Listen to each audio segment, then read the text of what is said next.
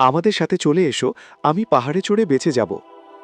যখন আল্লাহর আযাব আসে তখন শুধু বৃষ্টিই হয় না, বরং পুরো পৃথিবী ডুবে যায়।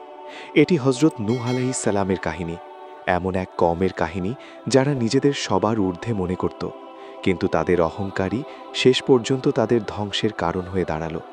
হযরত নূহ আলাইহিস সালাম তার কওমকে বছরের পর বছর ধরে বুঝিয়েছিলেন। তিনি বারবার বলেছিলেন, কেবল আল্লাহর ইবাদত করো। কিন্তু মানুষ শুধু অস্বীকারই করেনি, বরং তাকে নিয়ে উপহাসও করেছে। যখনই তাদের সত্যের পথে ডাকা হতো, তারা কানে আঙুল দিয়ে রাখত। তারা তাদের মিথ্যা উপাস্যদের মধ্যে এতটাই মগ্ন ছিল যে আসন্ন ধ্বংসের কোনো খবরই তাদের কাছে ছিল না। এরপর আল্লাহর হুকুম এলো, আর আল্লাহর নির্দেশেই হযরত নূহ আলাইহিস সালাম নৌকা নির্মাণ শুরু করলেন।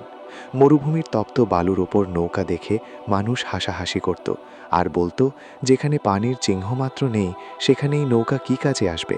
এরপর সেই নির্ধারিত দিনটি চলে এলো। হযরত নূহ আলাইহিস সালাম ঈমানদারদের নিয়ে নৌকাতে উঠলেন, আর আল্লাহর কুদরতে বনের পশু পাখিরাও নৌকাতে চলে এলো। মাটি ফেটে পানি বের হতে লাগলো, আর আকাশ থেকে শুরু হলো প্রবল বর্ষণ। চারিদিকে শুধু অথই জলরাশি। এই সংকটময় মুহূর্তে তিনি তার সন্তানকে ডাক দিলেন, আমাদের সাথে চলে এসো।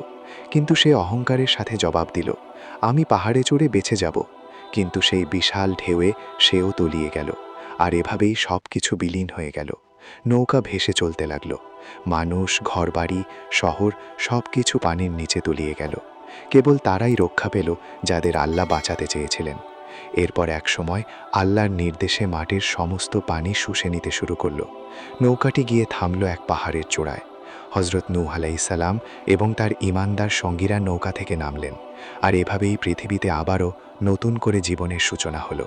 আল্লাহ আমাদের সবাইকে ঈমানের সাথে মৃত্যু দান করুন। আমিন।